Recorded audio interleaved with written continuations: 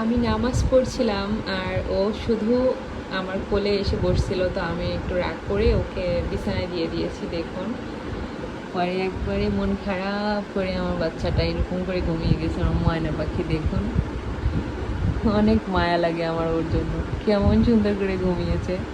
আমি এবার ফ্যান দেওয়া আছে, আজকে একটু ঠান্ডা ঠান্ডা, তো সেই জন্য আমি আমার ওড়নাটা দিয়ে ওকে একটু ঢেকে দিয়েছি। আর এরকম মায়া হয়ে হিউম্যান বেবির মতো ঘুমোচ্ছে দেখুন, কি কিউট করে। মানে আমি প্রতিবার সেজদা দিতে বসলেই কোলের মধ্যে উঠে বসতেছে আর ম্যায় করতেছে। তা আমি একটু বকা দিয়ে বললাম যে তুই উপরে যে বসতে পারিস না, আমি নামাজটা পড়ে নিই ভালোভাবে।